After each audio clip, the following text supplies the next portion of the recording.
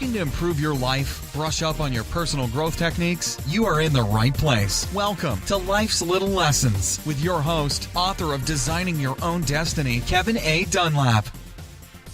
Hello, everybody. This is Kevin Dunlap with Life's Little Lessons, and today I have a very special guest. She actually is coming from as a referral from a previous guest on our show, and her name is Nancy Castro. She's a confidence catalyst for her company called the Center of Confidence. She is currently in the U.S., but she's doing a lot of work currently in the area of Dubai. So this is going to be very interesting to hear what she has to say about her experiences there and what she's actually doing there. So Nancy, welcome to our show today. Thank you very much for having me. Super excited to be here. Well, Nancy, we were bonding a little bit, and it seems like we both have taken a lot of the similar courses before. So that was, and what would you say when you're working on your personal growth, personal development? Would you say that it's very important to be taking these live classes and that? 100%. It's probably been one of the best, most amazing journeys is to be on the courses, because you do get to meet people that are on the same mindset as you as far as taking care of themselves and self-development. I mean, it's such a big part of the industry now, but being able to attend some of these and learning, even if it's just a little bit about yourself every time, it really does help in every area of your life, personal, career, or even for your own business. So it helped me in every area, which is amazing.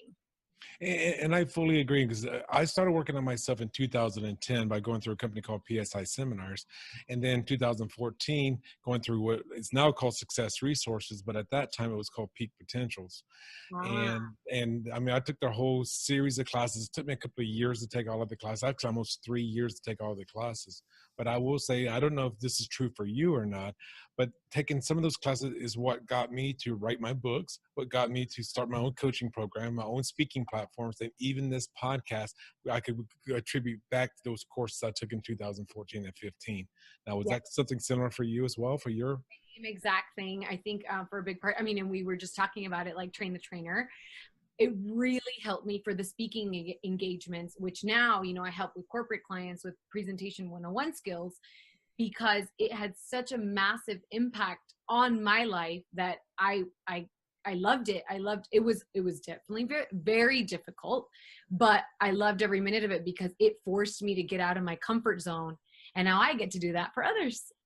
And that is so true, because I remember, I'm not going to give away too much about Train the Trainer, because that was one of my favorite courses, but it's a 5-day course that was running from 9 o'clock in the morning and could run as late as midnight or sometimes 2 in the morning. So this is a very intense course. And as you actually go into the course, you build a framework of how to build a talk. And you're not just going up there winging it. There's an actual format that you're following. Yes. So for those of you that are not speakers, when you watch a speaker go on stage, a trained speaker, you will start noticing they all have very similar formats that they're using. And in that one course, and you talk about being put under fire, is in that course you had to come up with a 30-minute talk, and you had to present it. They gave us 45 minutes to come up with a 30-minute talk. Yes. So that could be very intense with something like that. But I do see that I probably did better by having that 45 minutes and being pressured to give that talk than if they gave me 3 days. I think in the 3 days, it would not even be anywhere near as good as the 45-minute version. I 100% agree. I work better under pressure, which I hate to say, but it's the truth. And I completely agree with you. Okay. And could you tell me a little bit about your company? So you're calling yourself a confidence catalyst, and your company is called the Center of Confidence. Could you tell me a little bit, where did that come from, and what is it? Why are you doing that? So I started getting coaching, I'm going to say 3-4 years ago. I can't really remember the exact time frame. And it took me a couple of years to kind of get into it. And my coach was actually running a nonprofit for women. And after I kind of was getting toward the end of my journey with her, she kind of mentioned to me, like, why don't you learn to coach and learn to focus on, because you're so good at what you're doing. And what I did, she just said, I think you need to do this. And actually, because of her is why I launched an ebook. It's just like a guide, but I was just doing it for the women in the group. And crazy enough, we went on a soul journey trip together to Paris. And that really heightened like my senses in every way possible. And in that moment is when the birth of the program, which is Keys to Confidence, it kind of started. And I realized that I was so passionate about that particular topic of confidence building that while I was doing HR, that is my background for 15 years, doing human resources, I realized I was using a lot of the techniques with the managers in the corporate world. And crazy enough, when I had the chance to move to Dubai, I said, I think I need to just go full force and get into the business and support. The main is for women. I'm not going to lie. It is mainly for women. Obviously, there's men that have come in and taken a few of the courses, but mainly the one-on-one clients have become women. And it's allowing them to have this unshakable confidence and genuine self-esteem, because I think people kind of get a little, when they think of self-esteem, all of a sudden it's like the cocky guy that's walking in the room, or that lady that you're just like, oh my gosh, I cannot with her. But it's that genuine self-esteem that helps you live your life with ease, greater ease and joy, which is so different than anything else, especially with society, the way that it's going nowadays, the perception of what that looks like. And why Dubai? I mean, that's just that is kind of. I know, right? So crazy enough, in this journey of confidence building, like I said, it does affect every area of your life. So it affected me in business, in my career. And I think the final straw to all of this was my relationship. So my partner. So I manifested an amazing power partner, and he actually had a promotion and had the chance to move to Dubai. And so either we ended the relationship or I moved to Dubai. And so I decided to follow my heart and went out there. And so that's why Dubai. That's kind of, I was wondering, how did you just pick that country? And Right? and I don't know much about Dubai. I've never been there, but I know my experiences back in the '80s, back with a lot of the Indian society, where women weren't as at the same level as men were. So is that the same in Dubai as well? You know what? It's changing, 100% changing. A lot of people had, especially me doing women empowerment, they were like, oh my gosh, you're going to a country where women are not supposed to be empowered, and, all this craziness. And when I got there, obviously attending different networking events to kind of get familiar with where do people hang out, what do they do, I started seeing a lot of groups of women really supporting each other and making things better. And right now, even gender equality for pay, it's a big, big topic right now. And so the country is doing things to move forward. And I think it's amazing because, being there is totally different than, hearing things about it. But I would say, I don't think I've felt it at all that I can say, oh yeah, I can definitely feel the gender inequality. A lot of women are very entrepreneurial that are there because their husbands are there working. So they have the time to be able to launch a business and understand, everything that goes with it. But yeah, other than that, I haven't felt it. It might be different for somebody else, but as far as I'm concerned and in my experience, I haven't felt it just yet. Okay, it's probably because Dubai is a little bit more global than other Indian run. Very westernized, very westernized. When I got there, I read a study, and I think it's about 85 to 90% of the people there are expats.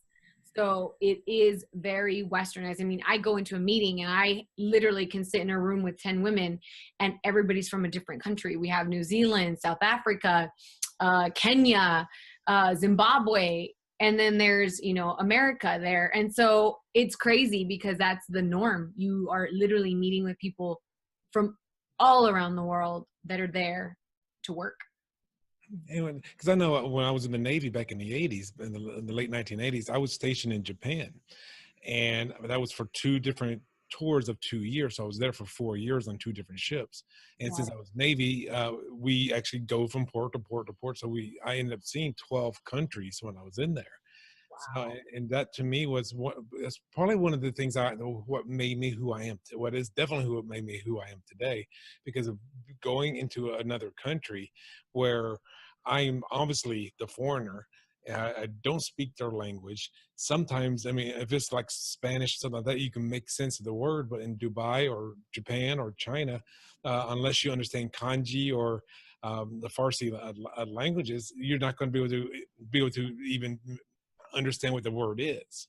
So so when you throw all that in together, now you're depending on other people or technology. I didn't have technology back in the 80s. I didn't have Google Translate on my cell phone. Yeah. I didn't have a cell phone. You're like, no, the great thing, you know what, because they know that, you know, so many people are expats, everything is in English and Arabic. So you have both, the best of both worlds, because they had to. I mean, you know, if you're bringing in so many people from around the world, the main language was English that almost everybody speaks. So everybody knows their language, their home language, but then English. And so it's been really nice. I haven't felt the difference as much, but like everybody says, if you're in Dubai, you feel like you're in a little bubble because you don't really know what goes on there unless you're living there. And it's been probably one of the safest countries that I've ever been to, where I actually feel safe walking around at night, and it's been a really good experience. Okay. And I mean, so how long have you been doing this for? The business itself officially got launched about a year and 2 months ago in Dubai. So I officially launched it there, but I was already doing it for a couple of years in LA. So traveling around, kind of doing it on the side with my HR. So I kind of did it throughout the process.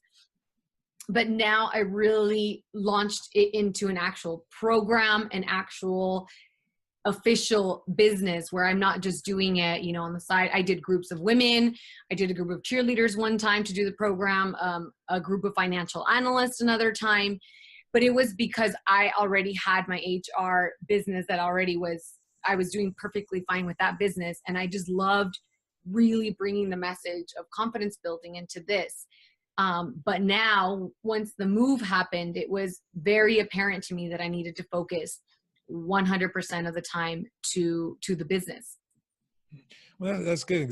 And I really want the audience to be aware of what she just said. This is something that she was already doing in her job, and basically as her job, and then she actually figured out a way how can she monetize it so she could do this on her own. So for those of you out there that are an expert, whatever it is that you're doing, start thinking like what Nancy is doing here is how can you actually monetize it? How can you to make it into a business that, and I'm just going to also assume that you also already enjoy doing it. Yes. I mean, I was doing it for free, crazy enough, because I was doing it for the nonprofit. I was a director of empowerment there. And so this was like my thing. And it is true what they say, like, if it's something that you're willing to do for free and your passion, like, you do have to figure out a way to monetize it, because I was doing it for free and I loved every minute of it. I was spending more time doing that than, you know, I would have rather spent time doing that than, you know, the HR business. I was bringing in the money, but that totally, now it resonates with me so well. It is so true. If you're willing to do it for free, that's the way to go.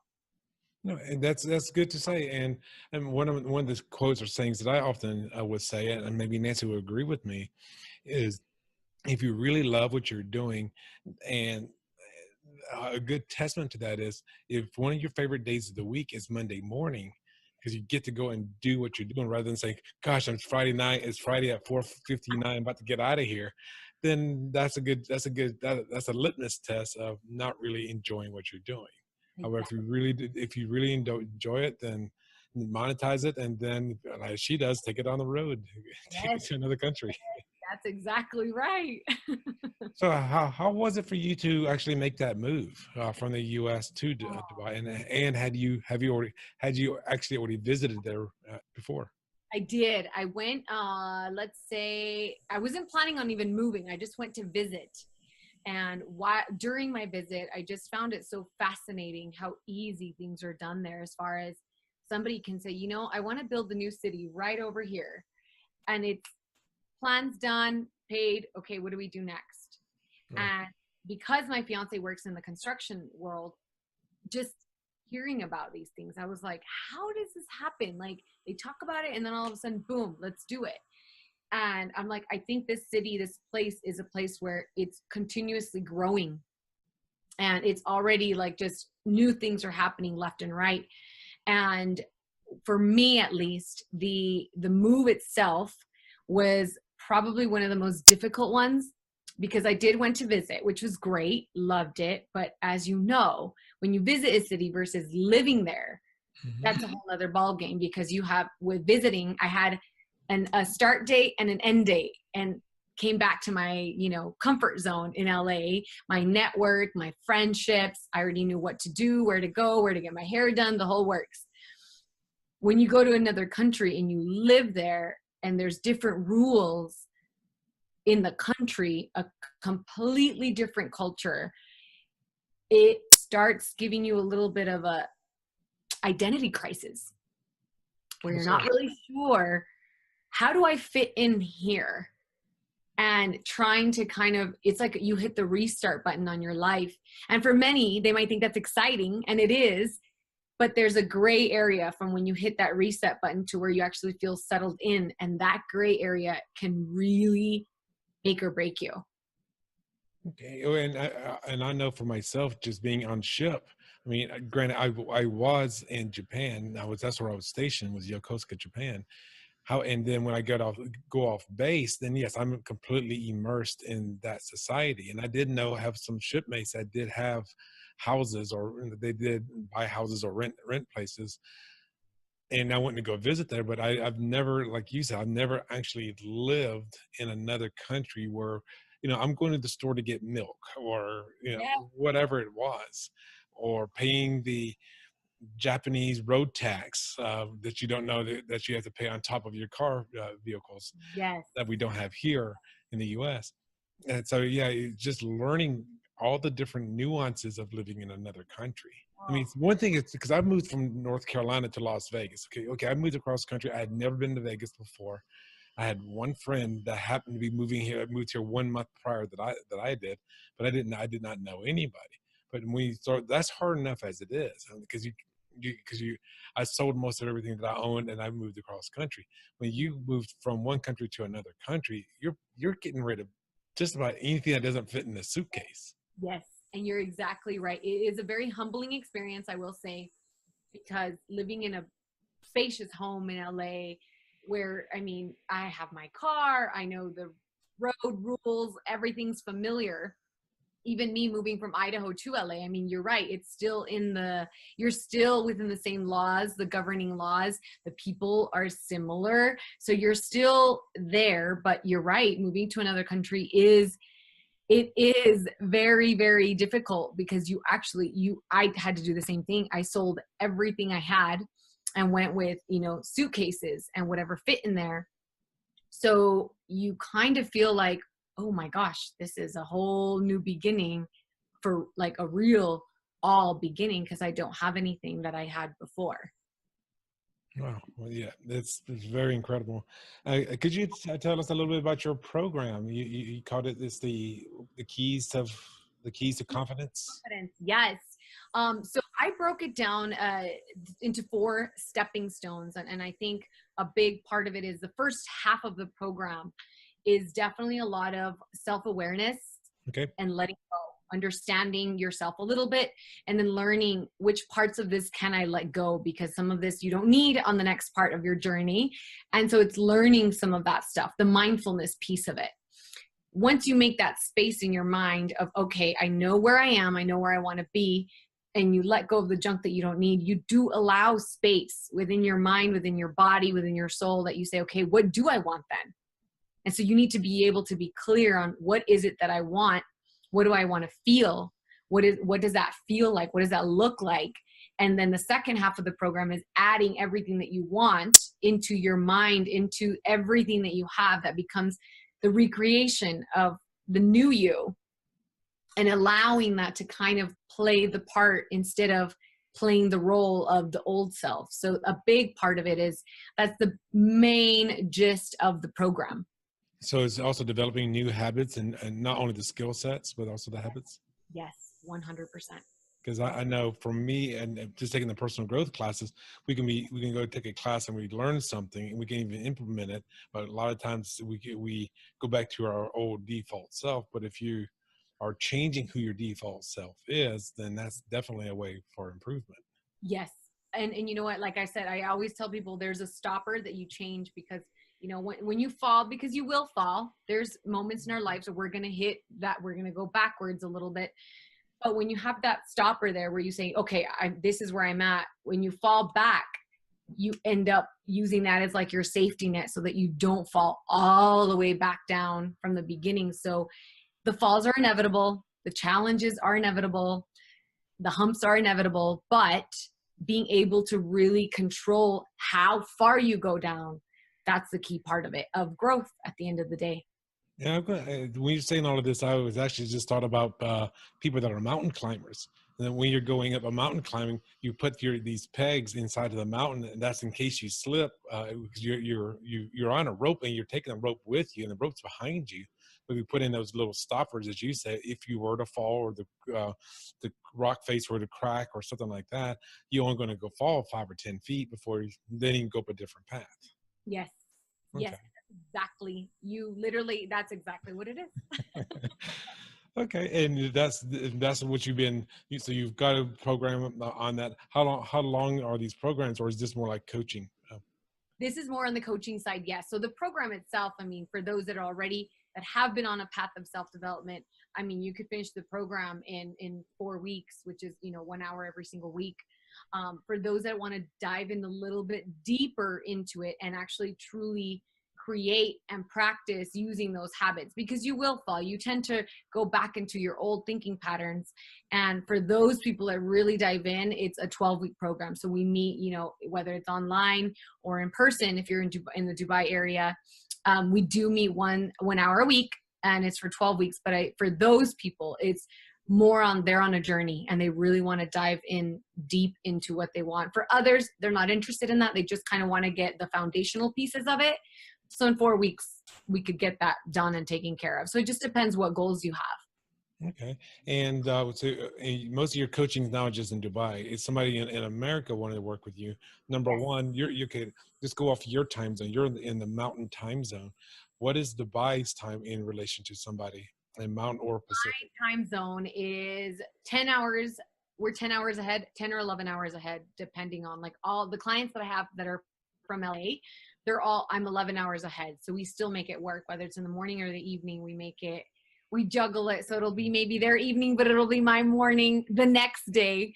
But we make it work. And it's been, right now I have a few clients in Dubai, but I'm here in the States. So we still make it work. Obviously the opposite time difference, but we work it out. We always end up working it out, and it works out perfectly. So it's And if they're committed, they're going to make it work. I mean, I literally, because when I knew you were going to be on the show, I was wondering, what time is it in Dubai? Because I'm trying to think, how do we do this recording that's convenient to both of us, so we're not staying to midnight of one of our time frames. Yeah. I just interviewed a gentleman yesterday. He came from another friend of mine, my friend Galena, and his name is Pavel. He's going to be, by the time this show's launched, he'll be probably launched right before yours, and he's in Moscow. So, Wow. so I was doing an interview with this gentleman that was 10 hours ahead. So I was like, okay, what time is it my time? Because it's early morning, it's 9 a.m. my time, which is 7 p.m. his time. So, but we made it work. Yeah. Honestly, it really, really does. And honestly, that's at least for me, any of the clients that I've taken on, that's the first thing I say. And it's the commitment, because if I'm committed to you 110%, you need to be committed to me, because then it won't work. I can come in and say and do, and nothing's going to go through your head, and you don't want to be really doing any work.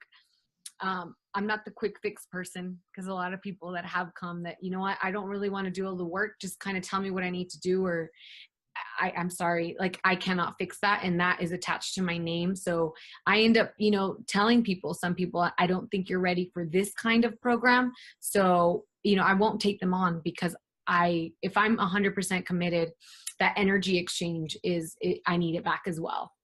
And that's very good, because you're right, because the worst thing that you can do is take on somebody's money that is not a good fit.